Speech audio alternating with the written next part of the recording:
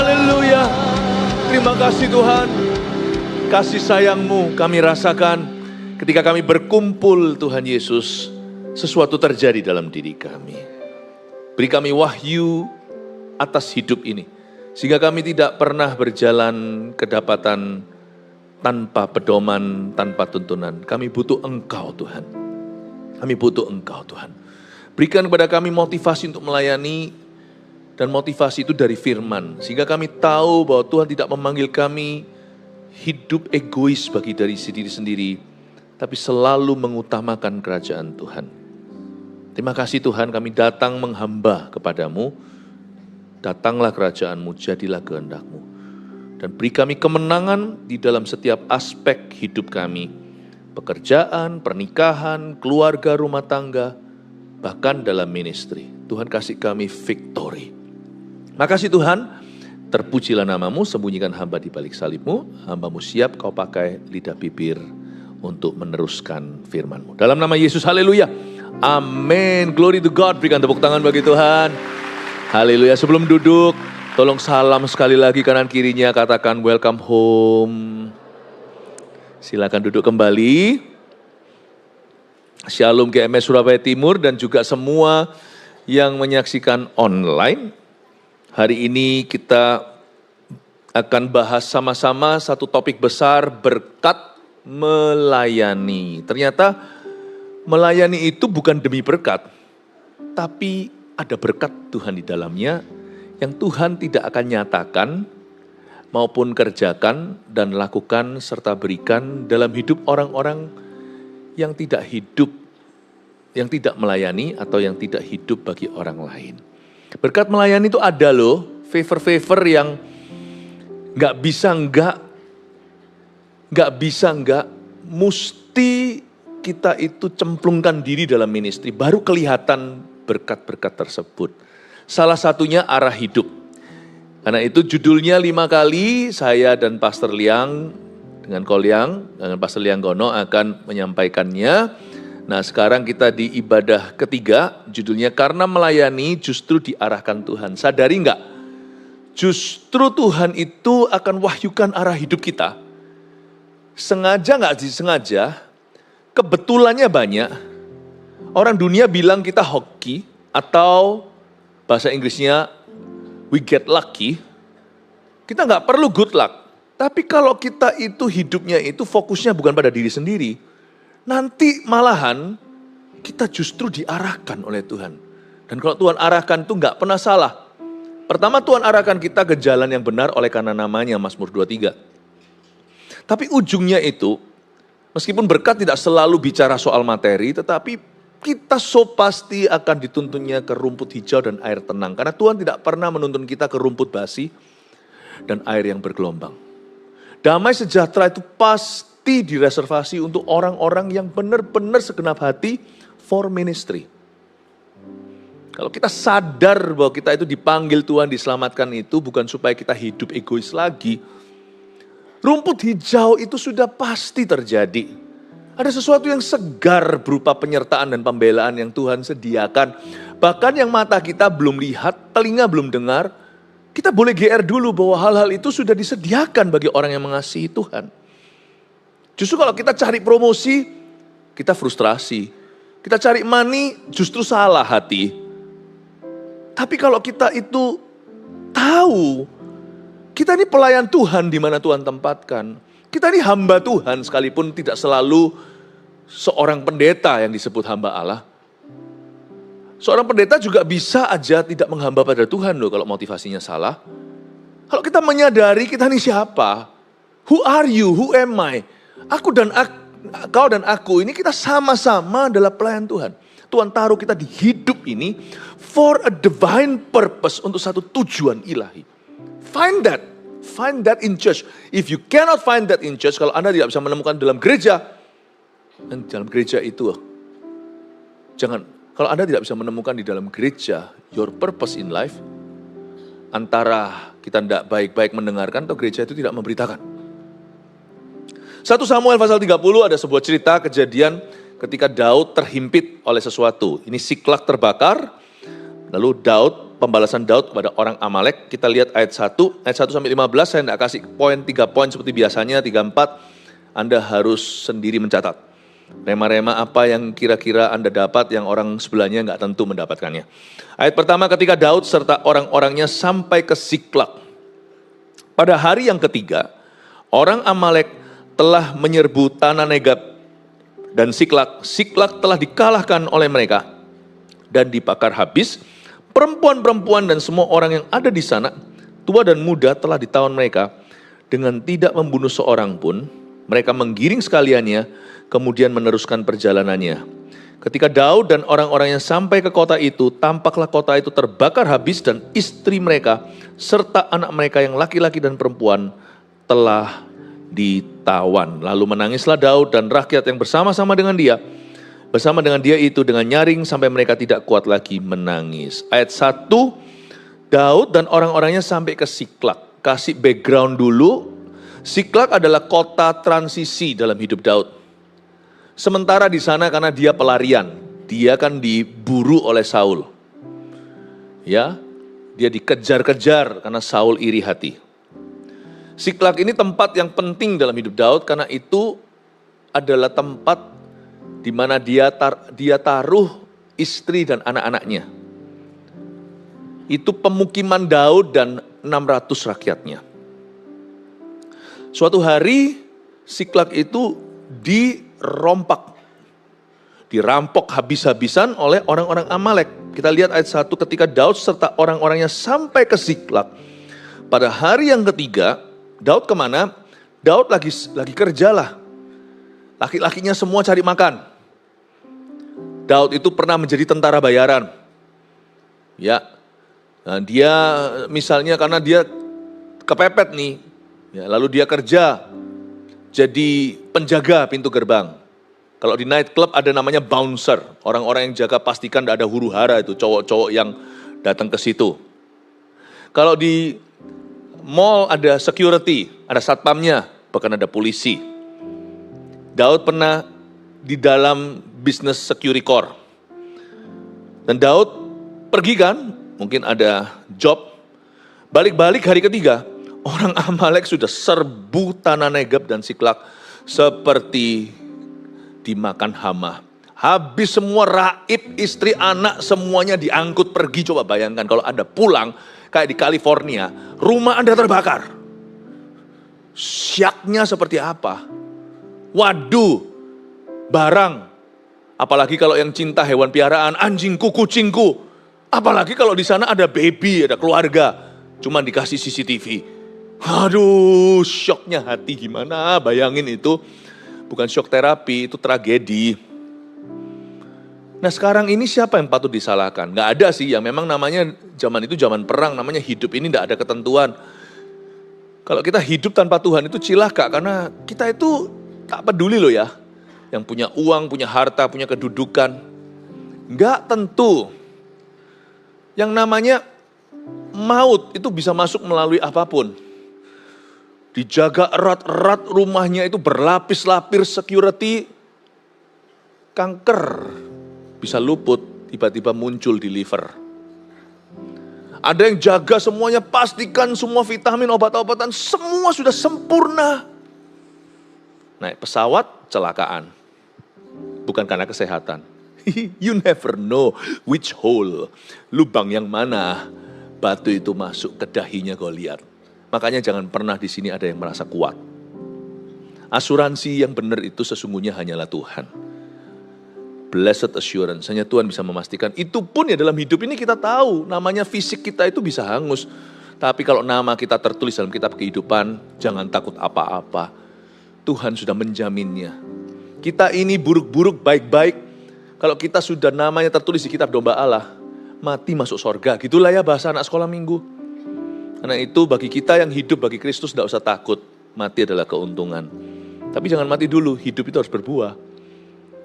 Karena masih banyak tugas dan misi kita. Sebenarnya dalam hidup ini tidak ada yang bisa kita percayai. Misalnya sekarang di Los Angeles, Malibu, California, kebakaran gitu. Siapa pernah sangka itu rumah?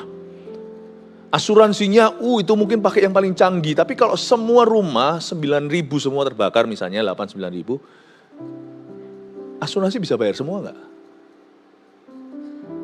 Jadi sebenarnya, apa hal-hal di hidup ini yang insured, yang pasti? Nggak ada. Nggak ada. Mana pernah tahu? Untung aja tanahnya bukan gempa, lalu seperti tidak terjadi longsor, lalu semua petak-petakan, kafling-kaflingnya itu semuanya masih ada ukuran. Nah kalau semuanya longsor, bahasa Jawa Tengahnya, piye itu? Ngitungnya gimana? Apa mau huru-hara sama government Amerika, pemerintah berkata kembalikan tanahku, wong nyemplung ke laut loh, gimana? Percuma tuh sertifikatmu. Apa sih? What is certain in life? Apa yang pasti? Saya ngomong gini bukan berarti pesimis. Justru menurut saya, kita itu hidup harus mengelola talenta. Tapi jikalau hartamu bertambah, janganlah hatimu melekat padanya. Ingatlah di hidup ini gak ada kepastian. Karena hidup kita itu cuma sebatas ini loh. Are you ready? Cuma satu nyawa ini loh, yang kita nafasin. Itu tok, yang lainnya itu hanyalah yang melekat pada itu. Sementara. Lalu hidup untuk apa kalau untuk melayani Tuhan? Dengan resources sumber daya yang Tuhan percayakan. Kalau kita tidak hidup sungguh-sungguh menggunakan apa yang kita ada, talenta jangan disimpan. Kalau kita mempersembahkan itu dan mencari kerajaan Allah, apapun yang kita kerjakan itu, kita minta Tuhan memakainya, sehingga hidup kita itu bisa mencapai nilai yang kekal. Kalau kita tidak mengutamakan hal-hal yang sifatnya kekal, semua yang kita timbun di hidup ini hanyalah sementara dan tidak kita bawa suatu hari nanti. Saya ini sedang mencoba mempersiapkan tesis saya, yaitu sebuah khotbah yang harus masuk ke Anda. Disinilah nilai kekalnya melayani itu tiada duanya. When you serve God with what you have, melayani Tuhan dengan apa yang kau miliki, hidupmu tidak akan sia-sia. Dan Tuhan tidak suruh kita melayani Tuhan dengan apa yang kita belum punya. Melayani Tuhan itu dengan apa yang kau sudah miliki. Tanganku kerja buat Tuhan, mulutku puji namanya, kakiku berjalan cari jiwa, upahku besar di sorga. Gimana kalau ada orang yang lahir tidak punya kaki atau sudah pernah diamputasi? Lagu itu ada cacatnya, tanganku kerja buat Tuhan, kakinya tidak bisa jalan. Tapi dia bisa pakai cara lain untuk bersaksi bagi Tuhan. Tuhan tidak pernah suruh orang yang mungkin bisu disuruh nyanyi. Tapi dia bisa memuji dari hati, bisa bersyukur. Allah tidak pernah suruh kita mempersembahkan sesuatu yang kita tidak miliki. But with what you have, apa yang kau punya, muliakan Allah. Dengan apa yang kau miliki, ayani sesama. Jangan hidup bagi dirimu sendiri dan hidup bagi keluargamu saja. Karena orang dunia juga begitu. Jangan hidup untuk keinginan dan kebutuhan kita. Kalau kita bisa mengerti ini, hidup jadi bermakna. Jangan hanya kita itu mengikuti roda kehidupan, putar-putar, hanya seputar itu hidup kita. Keluarlah dari zona nyamanmu dan zona aman. Layani Tuhan. Cemplungkan dirimu di ladangnya sekalipun, meskipun itu tidak, kalau kita cemplungkan diri ke ladangnya itu tidak harus menjadi pendeta.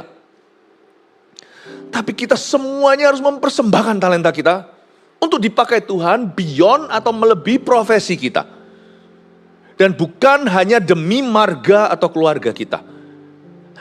Buka diri untuk perkara lebih besar, yaitu perkara kerajaan.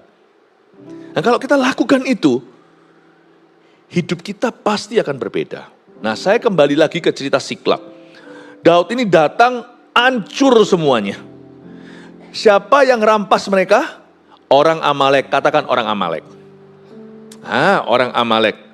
Sebenarnya siapa yang patut disalahkan? Ada satu. Raja Saul, raja yang memerintah saat itu. Sebelum Daud pada akhirnya naik ke tahta. Daud sudah diurapi oleh Samuel tapi dia belum jadi raja. Saul masih hidup per saat ini waktu Siklag dibakar habis oleh orang Amalek. Kenapa Saul itu ada salahnya? Karena pada waktu perang lawan Amalek, Saul tidak tumpas orang Amalek. Saudara baca, kalau Anda baca di Alkitab, saya kasih sedikit history atau saya kasih sedikit sejarah. Yang namanya Raja Amalek itu disimpan sama Saul selama berapa minggu. Karena Samuel telat datang. Nabi Samuel datang ngamuk kan, lihat. Kenapa Raja Agag masih di sini?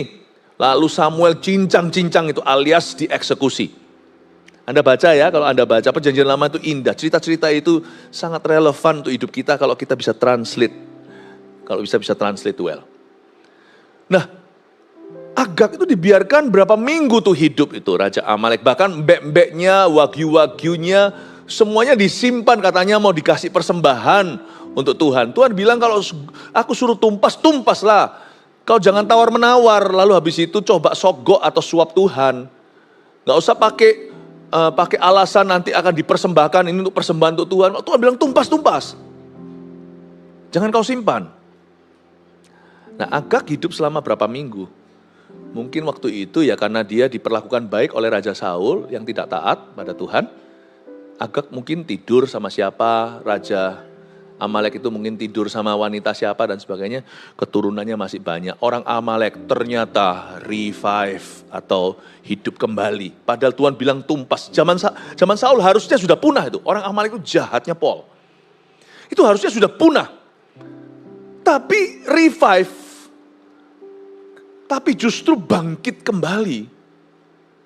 Akhirnya justru orang-orang Amalek dapat angin hawa baru dan mulai membabi buta terhadap orang Israel. You see, apapun yang Anda sisakan akibat imanmu tidak sungguh-sungguh, nanti keturunanmu yang akan dapat imbasnya. Saya ulang. Apapun juga yang kita sisakan, kita nggak pernah sungguh-sungguh mau perangi dan musnahkan kalau itu mendukakan hati Tuhan. Dan kalau kita melayani juga setengah-setengah, kayak Saul itu, melayani Tuhan kok separuh-separuh, tentara dihabiskan, raja disisakan, bahkan masih sisakan orang-orang Amalek tertentu. Akhirnya, siapa yang bayar harga kalau bukan umat Israel? Saul itu kan raja, rakyatnya yang sengsara gara-gara dia. Andai kata Amalek itu sudah dibersihkan jauh-jauh hari, udah gak ada cerita ini. Mereka gak akan datang rampasi barang Israel dan tumpas dan memunahkan kota Siklag. Paham maksud saya Bapak Ibu Saudara? Ada orang tanya sama saya, Pastor Philip, why ya? Kenapa ya Anda itu mau sungguh-sungguh injili dunia? Ya sudah terserahlah orang mau masuk surga, masuk neraka, pilihan mereka. Saya ditanya motivasi saya, jawaban ke satu selalu adalah kasih Yesus. Jawaban kedua adalah beban atau kasih untuk jiwa-jiwa. Jawaban saya ketiga ini saya simpan. Saya simpan. Karena jawaban ketiga itu sifatnya lebih selfish. Tapi selfish saya pun tidak egois. Lalu ditanya, sesungguhnya kenapa? Lalu saya bilang, kalau memang bukan hanya demi Tuhan dan demi jiwa-jiwa itu. Kalau saya bisa lebih personal, demi anak-anakku ya, demi keturunanku. Kalau Tuhan belum datang saya mati. Kan anak saya punya anak, nanti punya cucu, punya cicit segalanya, kan gak mungkin punah. Aku mau tetap ada kerohanian di zaman anak cucu cicitku. Tetap ada kebangunan rohani yang kita rasakan di GMS ini. Culture-nya, saling melayani, volunteernya kayak gitu, breakfast with God pagi-pagi, masih ada cinta akan Tuhan, sementara seluruh dunia cinta akan materi. Sementara semua LGBT masih ada army of God yang berapi-api. Orang mau bilang tentang apa kek, ngerokok, vaping, segala masih ada yang anti. I want that for my family. I do this for my children. Aku lakukan ini untuk keturunanku. Lalu saya ngomong sama orang itu, belum lagi yang tidak saya sebut. Apa itu? Saya lakukan ini untuk keturunan jemaat. You tanyakan, kenapa GMS rintis gereja kemana-mana, sampai di Frankfurt, Germany. di Belgium ada. Tahukah kita punya CG sampai di Timur Tengah?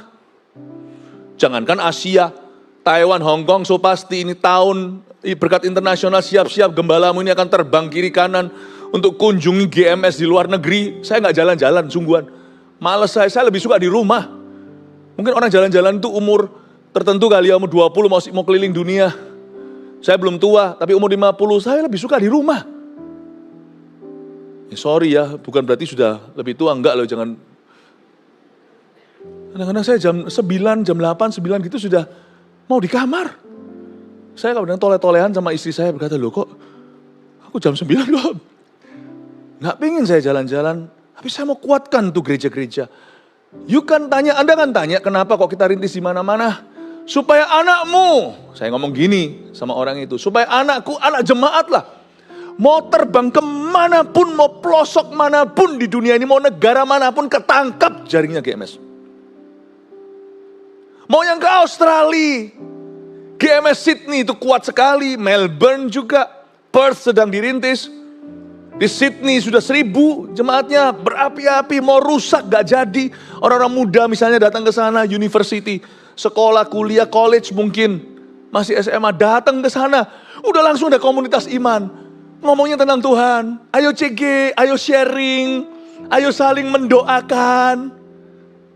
Kalau enggak itu bahaya di Australia. Pukul 5 semua toko tutup. Mall-mall tutup jam 5. Kita Indonesia masih jam 10. Sana tutup lalu ngapain kalau enggak dugem semuanya? Kalau enggak clubbing? No. Enggak perlu clubbing. Tak perkenalkan dugem yang baru. Dimulai jam 7, dunia pengembalaan namanya. Kasih tepuk tangan untuk Tuhan. Anakmu kita tangkap bersama-sama. We do this for our children. Saul gak ngerti itu. Disisakan. Pelayanan sama Tuhan juga setengah-setengah. Melaksanakan amanah loh. Amanat agungnya dia. Itu juga separuh-separuh. Sisakan Amalek. Amalek balik. Sikat Israel. Kita gak bisa mungkin ngerem dunia ini semakin antikristus. Tapi kita bisa ngerem di radius kita untuk cinta Kristus. Orang gak ngerti ini. Kenapa kita rintis gereja di mana-mana? Berat loh. Saya ngomong gini gak curhat karena saya bangga.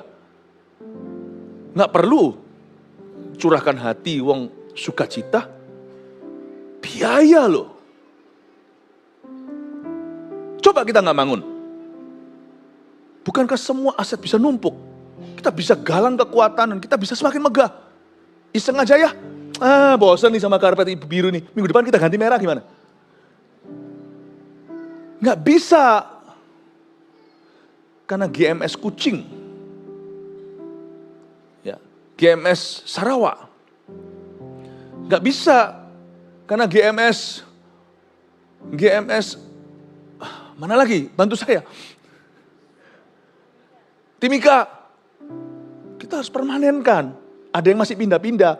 Puji Tuhan, di tempat yang paling susah yang katanya sangat anti-Kristen malah justru izinnya keluar. Bangunannya sekarang ada. Kita nggak bisa pas izinnya ada, kita lambat-lambat untuk membangun di sana. Ada tempat yang masih gentayangan, jemaat kita masih di sepak kanan, sepak kiri, padahal bukan sepak bola. Kita harus pikirkan tempatnya. Pusing 7 keliling. 1-2 gereja bisa, 100-200 gereja, botak kepala. Untungnya rambut saya masih penuh. People ask me why. Kenapa kok rajin beritakan Injil? Saya punya alasan 1, 2 udah jelas sudah jangan lagi diragukan. Itu sudah Garuda di dada. Itu sungguh-sungguh Tuhan di sini. Raja Waliku. Tapi alasan saya ketiga, nggak selfish benar. For our children, my friends. For your children and mine. Untuk anak cucu kita semuanya itu punya atmosfer kerajaan sorga ini. Ya, meskipun kita dikepung oleh dunia, tapi kita bisa kepung orang-orang di sekeliling kita dengan kerajaan Allah lewat hidup kita. Saya rasa Tuhan masih menyelamatkan. Memang betul sempit jalan ke sorga. Tapi sorga, tempat jalan ke sorga yang sempit itu kita buka selebar-lebarnya karena visi GMS Puji Tuhan, kasih tepuk tangan. Dukung kami. Dan untungnya ada CG, puji Tuhan, kenapa? Kalau tidak ada CG saya juga tidak bisa hengkang untuk bisa lakukan banyak.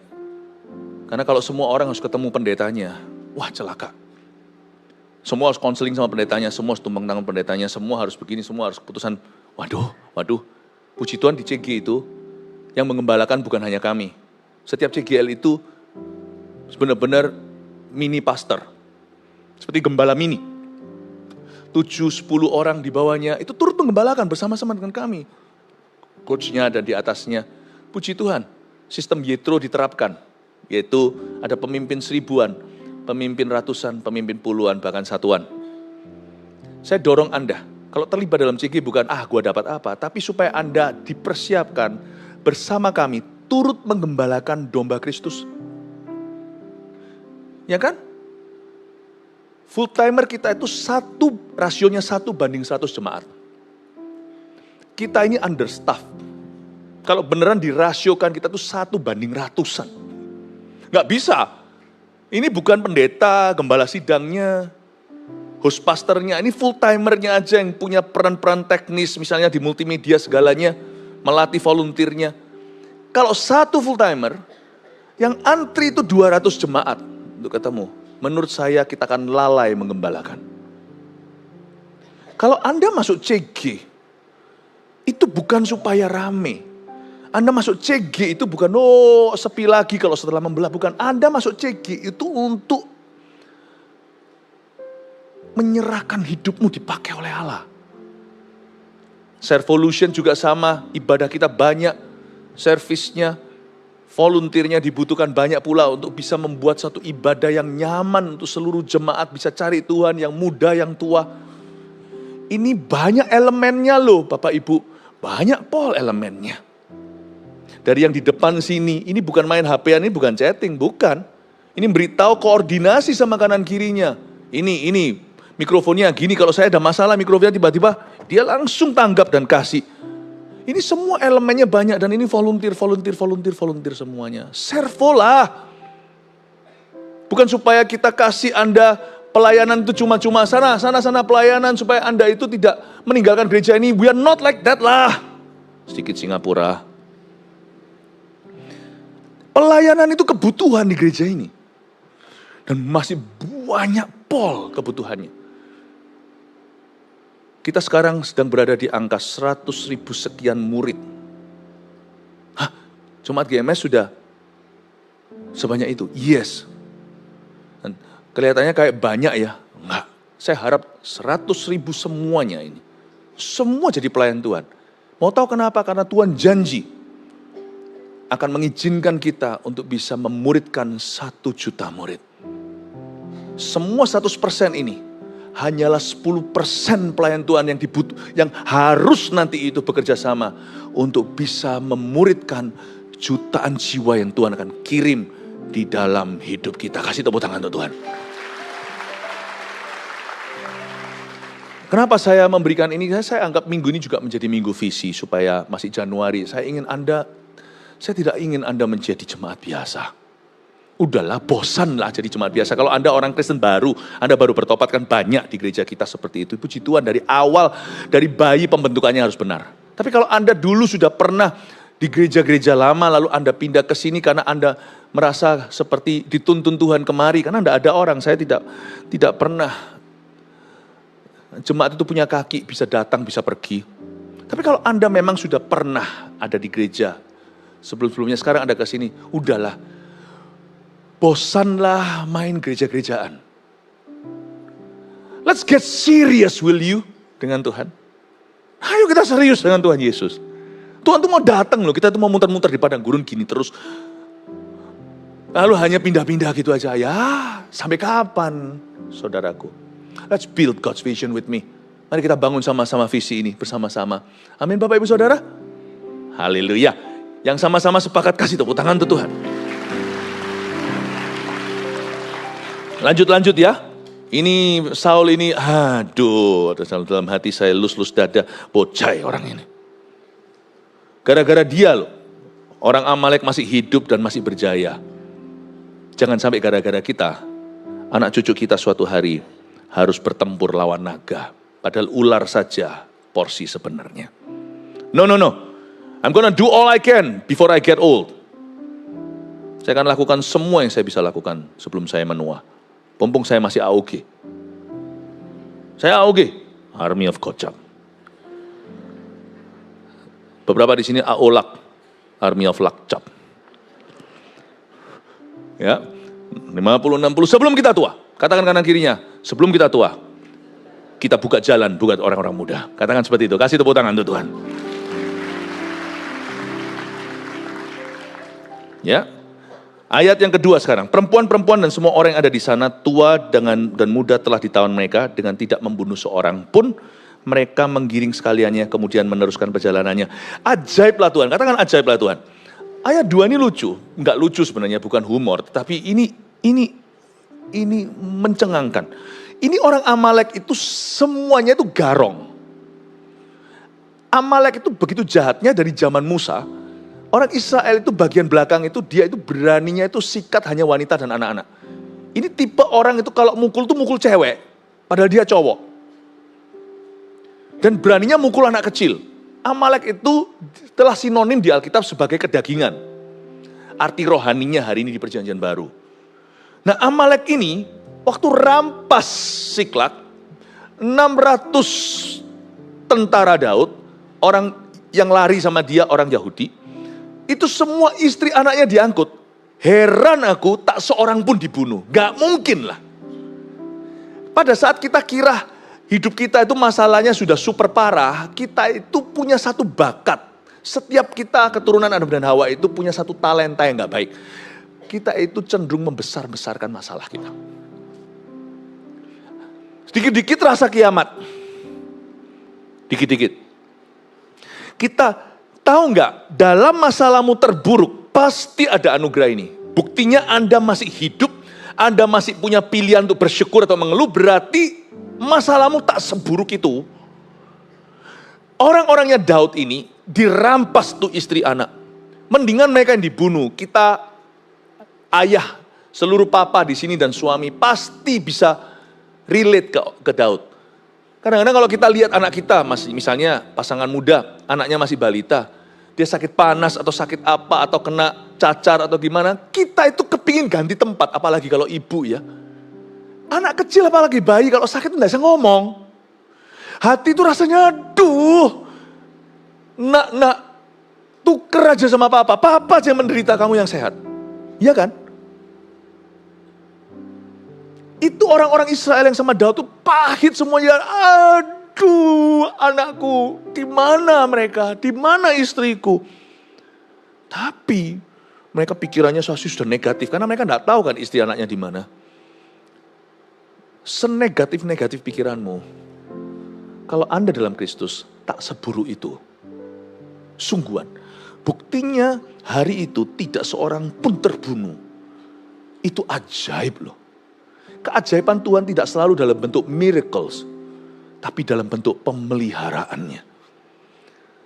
Kedahsyatan Tuhan itu tidak selalu dalam bentuk signs and wonders atau tanda-tanda heran. Tapi kadang-kadang aku heran. Hancur kayak gini kok aku masih tabah. Itu pun adalah pemeliharaan Allah. Sebangkrut-bangkrut Anda masih bisa makan nasi sama kangkung kan. Ajaiblah Tuhan. Bapak ibu saudara, jangan besarkan masalahmu. Di tengah-tengah masalahmu terburuk pun, masih tersisa kuota kok untuk bersyukur, apalagi melayani. Makanya dalam kondisi yang terburuk sekalipun kita tetap bisa pelayanan. Saya kagum dengan volunteer-volunteer kita, bahkan full-timer kita. Mau separah apapun, tetap melayani. Spiritnya di gereja kita nampak sekali. Misalnya, ada yang sudah dipanggil Tuhan, pernah kena kanker lidah. Seorang coach kalau nggak salah. Iya betul ya, Coach David ya. Sorry CGL. Sampai akhir hayatnya, tetap nggak bisa khotbah. Zoom waktu itu, zaman pandemi ya. Lalu beritahu sama semuanya, kalau aku punya lidah baik seperti kalian, aku akan memuji Tuhan. Nangis semuanya. Sampai akhir hayatnya. Kanker lidah itu sakit banget loh, lidah sudah dipotong. Tapi dia tetap jadi CGL sampai mati. Contoh-contoh seperti itu memberi saya kekuatan waktu saya sendiri didiagnosa kanker. Tidak ada nama waktunya cuti untuk mengasihi, cuti untuk melayani, itu tidak ada. Tanpa orang-orang tahu kondisi saya. Itu datang ke saya satu-satu minta rangkul di airport Juanda sampai di airport di mana-mana. Itu datang tuh minta rangkul, Pastor Philip. Ada yang gundul kena kemoterapi. Saya nangis sama mereka, saya doakan untuk mereka sembuh dalam nama Yesus. Amin. Mereka pergi, mereka nggak tahu saya juga sama-sama penderita. Tak ada waktu untuk mengasihani diri. Tak ada waktu untuk berkata aku cuti karena kondisi. Nggak ada. Tidak ada waktu. Tapi puji Tuhan sih, saya sendiri juga sembuh lewat medis. Tapi tanpa doa nggak mungkin itu bisa terjadi, karena ketemu early itu juga karena ada orang-orang peka dan karena kuasa doa. Kemarin dulu kan waktu jatuh tempo saya check up, saya kasih kabar baiknya. Dicek atas bawah semuanya, kolongan-kolongan semuanya. Saya bersih sama sekali, seputih salju. Nggak ada masalah, I'm healthy, haleluya, thanks to you. Makasih untuk prayernya. Bapak Ibu Saudara, tidak ada waktu untuk cuti, tidak ada waktu untuk mengasihani. Dan kita lihat sekarang ayat 4, lalu menangislah Daud. Dan rakyat yang bersama dengan dia itu dengan nyaring, sampai mereka tidak kuat lagi menangis. Daud sangat jujur dengan perasaannya, nangislah. Cuman respon Daud dan respon rakyat yang bersamanya agak beda. Juga kedua istri Daud ditawan, yakni Ahinoam perempuan Yisril dan Abigail bekas istri Nabal, orang Karmel itu. Ayat 6, dan Daud sangat terjepit karena rakyat mengatakan hendak melempari dia dengan batu. Nah ini dia, ini salah ini. Seluruh rakyat itu telah pedih hati, masing-masing karena anaknya laki-laki dan perempuan. Saya ngerti sih, rakyat yang bersama Daud itu dalam kondisi hati terjepit dan sangat pahit. Biasanya manusia punya kecenderungan untuk cari kambing hitam. Untuk cari seseorang yang disalahkan. Pasti. Respon pertama itu pasti karena begitu sakitnya terjadi penyangkalan. Sampai-sampai dia harus cari tumbalnya siapa, dan Daud lah yang terdekat karena dia pemimpinnya. Saya pernah juga loh ketika ada satu orang yang ditinggal mati sama seorang yang sangat dia kasihi. Waktu kami layani, saya ada di situ juga. Saya dipukul-pukul. Saya ini salah apa? Pukul.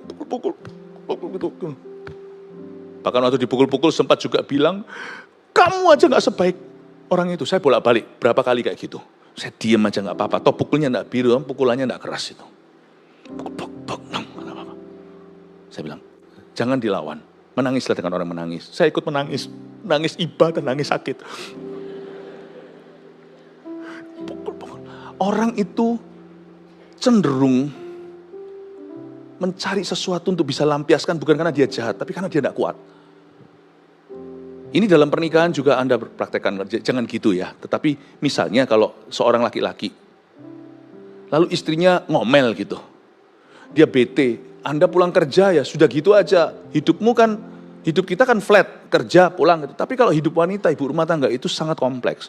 Anak nangis, ini itu, pembantu berhenti, ganti, lalu ini itu, lalu masakan, apa segala bingung. Wah datang kalau Anda sampai diomeli, jangan marah.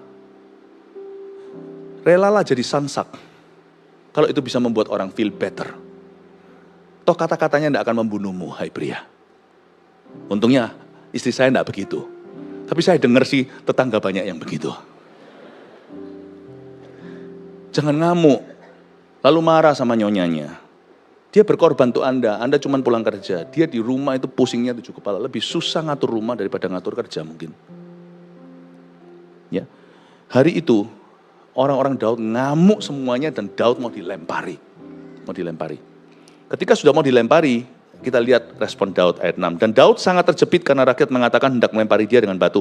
Seluruh rakyat itu telah pedih hati, masing-masing karena anaknya laki-laki dan perempuan.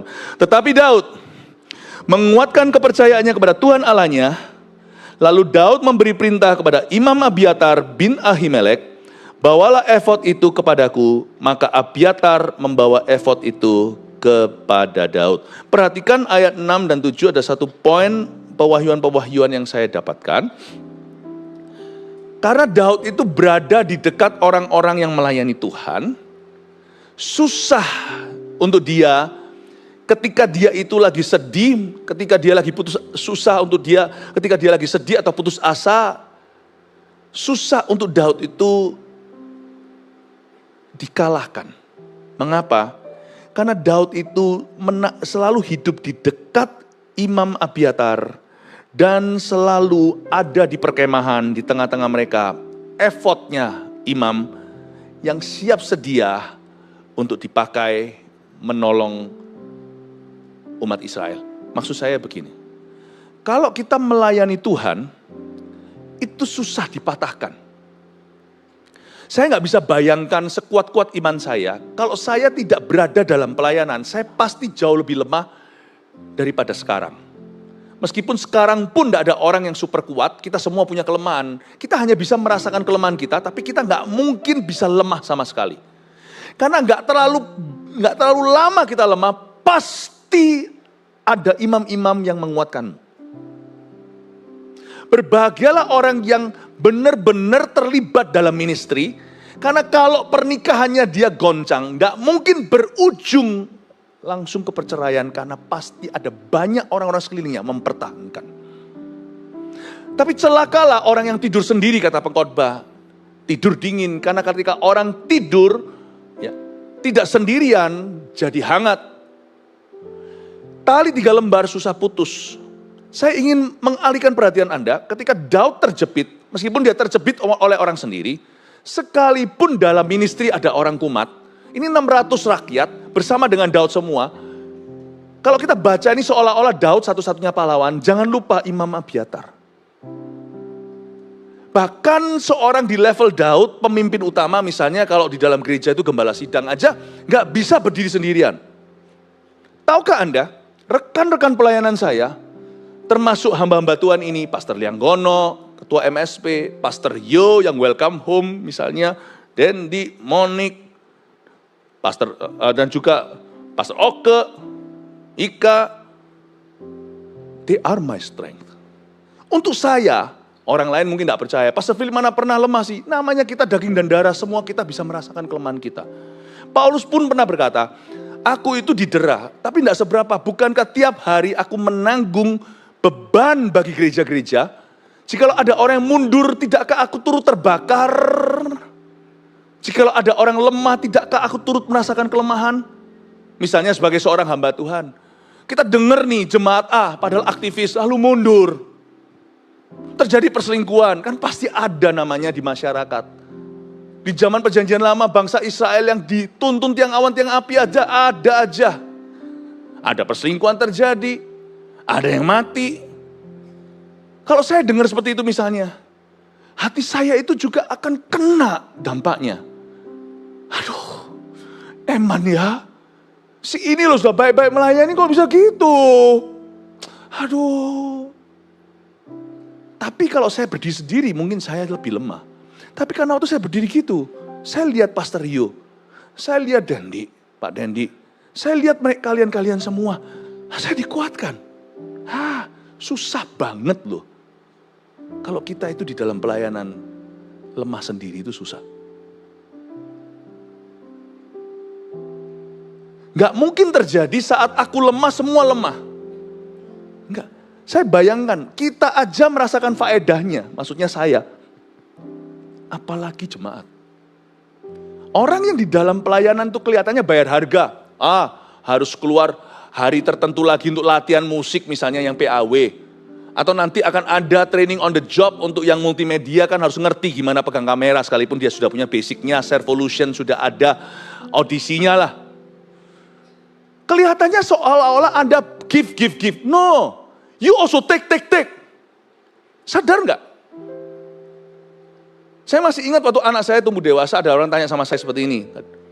Waduh, Pastor Philip gimana anak-anaknya sudah mulai, ada yang lulus kan? Anak saya yang kedua juga sudah lulus, sudah kembali. Wah, pasti ada gejolak ya, dan sebagainya. Saya bilang enggak kok. Sungguhan yang orang bilang kalau teenager itu masuk di usia belasan, 15, berapa itu mesti nanti memberontak. Itu enggak, saya ngakui, ngomong apa adanya. Anak-anak kami tidak pernah mengalami pemberontakan. Kalaupun ada sekali-kali kumat-kumatan namanya anak remaja, itu cuman usianya sehari. Pendek umur pemberontakannya itu, enggak ada pemberontakan. Dan saya pikir-pikir lagi kenapa ya, bukan karena kami parenting yang sempurna. Tapi karena mereka itu dikepung oleh anak-anak Tuhan. Padahal hubungan kami itu selalu bisa komunikasi. Tapi saya masih ingat Pastor Mac Margaret Wu yang memimpin Army of God kita. Anak saya si A di usia berapa juga bisa ngomong sama youth pastornya. Anak saya yang kecil atau dia aktif melayani ada beberapa pergumulan hidupnya. Saya malah justru yang referensi padahal saya gembala seniornya. Tapi hubungan papa dengan anak kan tetap ada batasnya. Dia bilang kamu ngomong sama Kak Pau Pau. Ngomong sama Kak Pau Pau dulu. Pastor Pau Pau yang gembala Eagle Kids. I'm so happy di dalam ministry ini sulit kita sendiri. Kayaknya sih saya ini memiutangi ya. Wah memberi. Wah Pastor Philip mengabdi. Pastor Philip sangat-sangat memperhatikan kami. Sebenarnya juga sebaliknya. Ada banyak hal yang Tuhan kembalikan di hidup kami dan keluarga. Anak saya tidak pernah mengalami pemberontakan, sungguhan. Kalaupun ada itu ya biasa anak muda. Cuma 1 hari gitu aja lalu habis itu lewat. Nggak ada yang bulanan itu nggak ada. Kenapa? Thanks to AUG. Kami semua pelayanan di Army of God. Papanya gembala, anak-anaknya CGL, jadi coach, jadi apa? Anak pertama di production sekarang, anak saya sekarang ini di AUG, di MSP, anak satu lagi ngedrum dan pelayanan juga di CG. As for me and my house, saya rasa saya nggak mau ini. Bukan karena saya gembala maka saya, anak-anak pelayanan, bukan. Andai kata saya pun jadi jemaat biasa, saya akan tetap nempel kayak gitu sama gereja. Anak-anakku semua ayo, tak anter. Setiap Sabtu itu dulunya itu selalu hari keluarga, makan barbeque dan apa. Sekarang harus antarkan ke voltage Sabtu jam 1 keputusan gereja. Kadang-kadang saya sesali keputusan sendiri. Jadi akhirnya ngantar anak, nyok sana, kamu kebaktian. Nggak bisa jalan-jalan, dulu kan kita hari Sabtu ya Jer. Kita itu family time, seharian, nggak bisa. Jadi antar, but it's worth it. Aku mau, karena di dalam pelayanan, nggak hanya give. Kalau Anda kira pelayanan itu hanya give, Anda salah. Take-nya itu lebih banyak.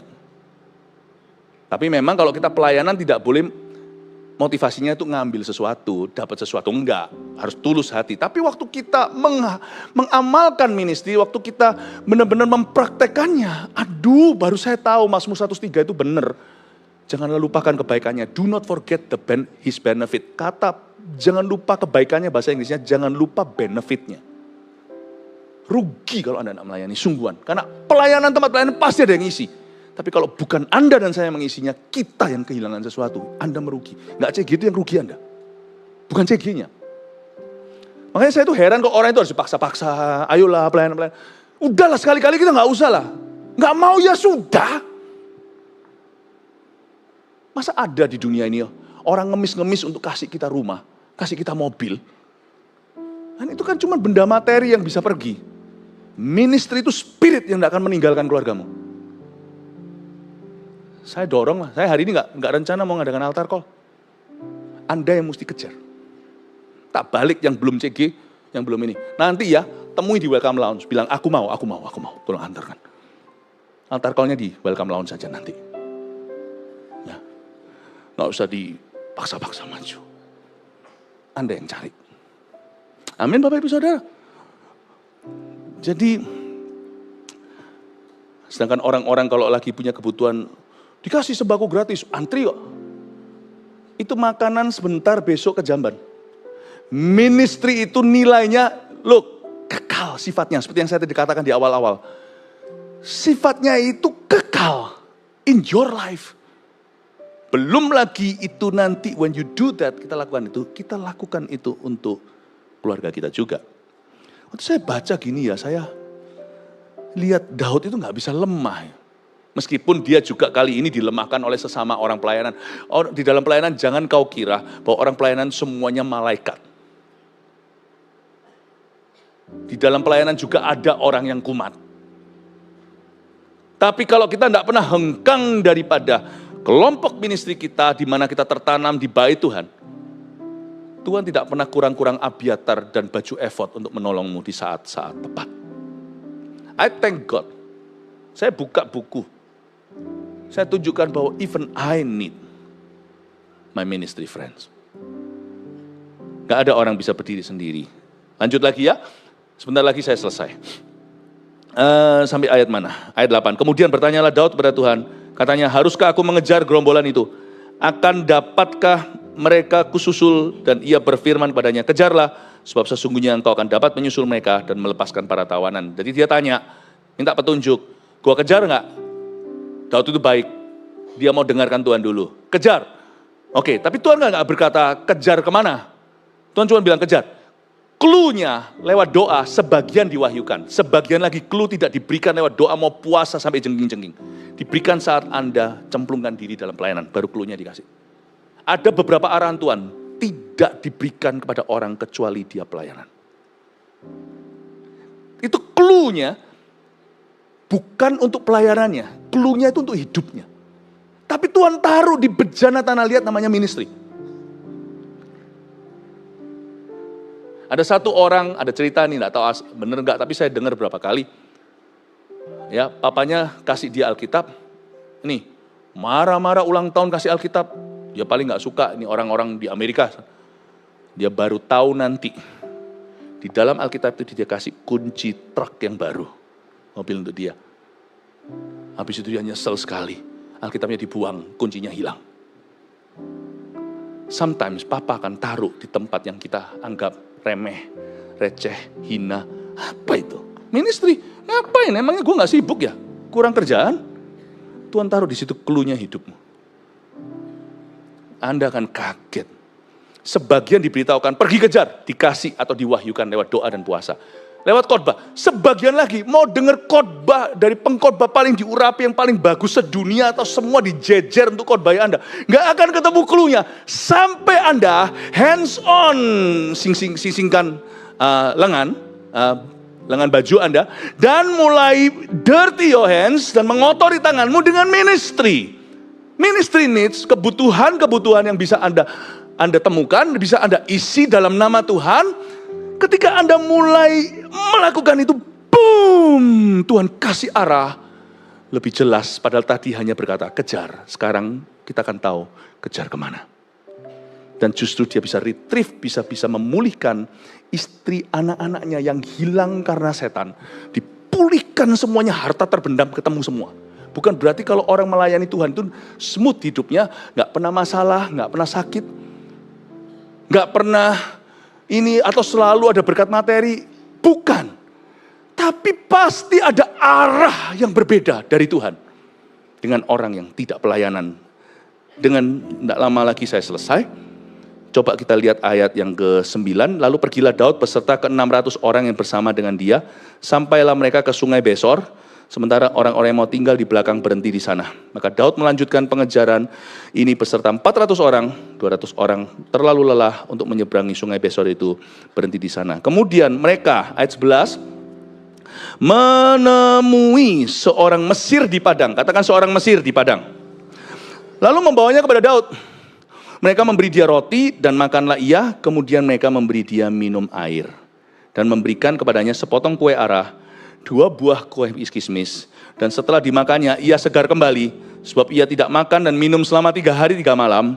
Kemudian bertanyalah Daud kepadanya, budak siapakah engkau dan dari manakah engkau? Jawabnya, aku ini seorang pemuda Mesir, budak kepunyaan seorang Amalek. Coba semua katakan eng ing eng. Gak sangka kan? Jackpot. Ketemu clue kuncinya.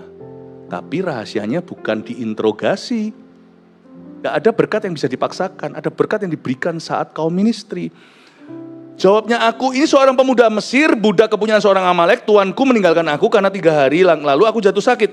Kami telah menyerbu tanah Negeb orang Kreti dan daerah Yehuda. Dan tanah Negeb Kaleb dan Siklak telah kami bakar habis. Semua berkata, eng lagi.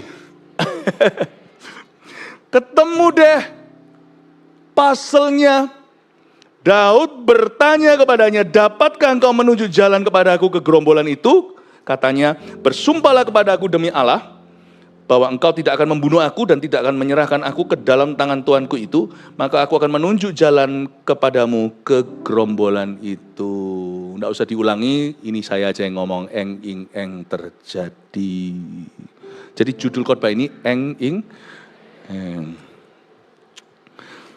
Akhirnya, tapi di sini triknya. Mereka pertama-tama menemukan seorang Mesir yang sekarat 3 hari 3 malam tidak makan dan juga sudah sakit. Saya tanya motivasinya apa mereka ini menemui seorang Mesir di padang dibawa ke Daud. Mungkinkah rakyat itu masih cari kambing hitam? Kita tidak bisa gebukin Daud. Daud terlalu berwibawa, mau dirajam tidak takut, malah justru ayah sudah. Daud itu nggak reaktif. Mau dirajam mungkin setelah dia ketemu Abiatar, dikuatkan setelah dia pakai baju efod, dia tahu dan dia punya saudara sevisi yang saling menguatkan. Meskipun 600 orang semuanya lagi gila, bisa di-ngerti lah, mereka lagi bete, mereka semua lagi curhat, mereka semua lagi lampiaskan.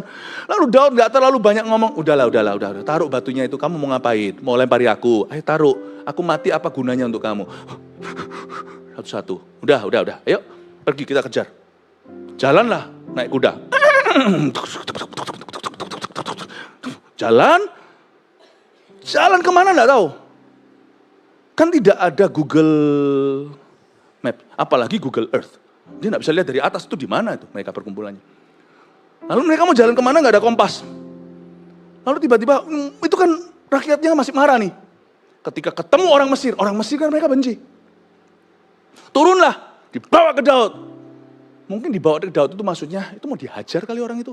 Atau mungkin ada yang merasa, mungkin dia bisa beritahu, mungkin dia di sini cukup lama. Lihat gak gerombolan orang? Mari kita interogasi dia, cara kasar. Langsung kasih lampu di depan mata, cereng. Ayo ngomong, kalau enggak gua siksa, gua cabut satu-satu tuh kuku. Daud enggak, spiritnya Daud itu ministry. Justru yang dianggap remeh oleh dunia, Allah taruh hikmatnya. Coba lihat apa yang Daud lakukan. Di ayat yang ke-11, kemudian mereka menemui seorang Mesir di padang, lalu membawanya kepada Daud. Mereka atas perintah Daud tentunya memberi dia roti. Jangan lupa loh, ini roti tentara loh. Tentara Daud tinggal 400, 600 pergi capek semuanya, mereka butuh roti, butuh minum. Mereka harus simpan, mereka tidak tahu ini perjalanannya bisa hitungannya bulan. Enggak, pasti pelit lah. Kami sendiri butuh kok kasih. Daud berkata, no. Satu adalah interest kita, istri anak. Satu lagi ini adalah kode etiknya kerajaan Allah. Melayani lebih sungguh. Tuhan lebih dulu melayani aku. Kita harus melayani. Ada orang butuh. Memang ini mungkin nanti kita butuhkan. Tapi orang ini sekarang butuh roti ini. Kamu tetap harus layani. Kamu kanker. Tapi lihat orang lain kanker mungkin lebih parah atau yang parah. Sekarang kamu bisa melayani. Kenapa kau tolak? Kenapa kau berkata tidak? Serve-lah, layanilah. Akhirnya mereka mungkin agak sedikit tidak rela, tapi mereka terpaksa beri dia roti, lalu makanlah ia. Kemudian mereka memberi dia minum lebih berharga lagi. Roti masih gampang cari. Kalau nggak ada lagi kuda dimakanlah. Tapi air itu susah di padang gurun. Terrennya, teritori Timur Tengah ini kan semua banyak padang pasir. Air, ngapain kasih orang Mesir? Orang Mesir mau mati-matilah, jiwa-jiwa masuk neraka. Kalau itu memang pilihan mereka, malah justru kapok lah, biar syukur lah, biar tahu rasa. No, kita berdoa, padahal kita sendiri punya banyak kebutuhan doa. Tuhan selamatkan Indonesia, Tuhan selamatkan Germany, Tuhan selamatkan Taiwan. Ngapain aku sendiri punya kebutuhan doa kok? Malah kalau bisa, kita terus yang minta didoakan. Pastor doakan aku ya, tim doakan saya, doakan ini, doakan itu. Nggak mari-mari. Daud berkata melayani lebih sungguh. Melayani lebih sungguh. Melayani lebih sungguh. Tuhan lebih dulu melayani kepadaku. Melayani lebih sungguh. Lalu ayat 12, dan memberikan kepadanya sepotong kue ara. Ini kan sudah dessert. Dan 2 buah kue kismis. Roti yang biasa tak beragi itu sudah cukup. Karbohidrat lah, dikasih dia makan-makan, ada gulanya sedikit supaya kebanyakan gula ya diabetes, tapi ini enggak, kekurangan gula juga bahaya. Dia kena terik matahari, kena debu, dan setelah dimakan dia segar kembali. Mana gua sangka, waktu kita ministry, orang itu ternyata adalah hambanya Amalek, yang dikhianati oleh tuannya, ditinggalkan mati, habis rampas Siklak, eng. Coba Daud doa doang. Dan kelihatan orang Mesir itu, emangnya gua peduli, air simpan, roti simpan, kismis, tunggu. Emangnya kita lagi pesta, makanan pesta kok diberi, sekarang kita lagi berkabung kok, mungkin istri anak mati. Tahan semuanya, Mesir itu bunuh saja, gua gak peduli. Atau cuma dilewati, tolong Tuhan, naik kuda. Dan kuda, minggir. Mungkin begitu, dia cuma lewati. Mungkinkah Daud kehilangan berkat terbesarnya? Yaitu clue berikutnya yang bisa memulihkan istri anaknya. Anda akan kaget, karena dia punya roh pelayanan. Karena dia turun dari kudanya, roh melayaninya.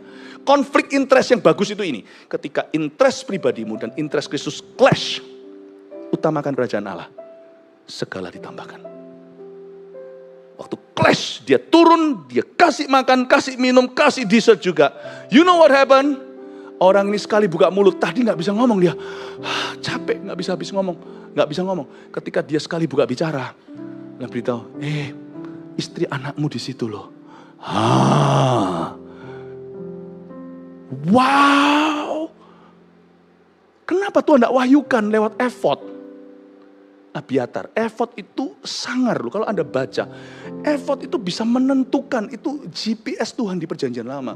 Iya atau enggak, pergi atau tahan, diam atau lawan. Itu efod, itu batu, ada 12 batu di sini yang bisa nyala. Kata tradisi Yahudi, itu menurut sejarah itu bisa nyala. Dan nyalanya itu, karena zaman dulu kan belum ada Roh Kudus di dalam setiap orang yang percaya. Belum ada Alkitab. Jadi Tuhan pakai cara yang primitif. Yang ditiru sama setan. Tahu nggak itu yang bisa jalan sendiri oleh setan itu, roh jahat? Bisa tulisan apa namanya itu? Jalangkung? Ouija board atau apa bahasa Inggrisnya? Itu dulu batu bisa nyala. Dan memberitahu clue. Kenapa Tuhan tidak beritahu sampai dia kasih orang yang membutuhkan kebutuhannya dalam roh pelayanan. Baru Tuhan taruh di situ. You be very surprised bahwa tidak semua clue hidupmu yang terbaik Tuhan simpan lewat nubuatan, tapi lewat pelayanan. Saya berharap Anda dan saya semuanya mengerti ini, dan saya doakan supaya semua kita terlibat di tahun 2025. Jangan jadi jemaat yang pasif, tapi jemaat yang aktif melayani sesamanya. God bless you, Jesus loves you.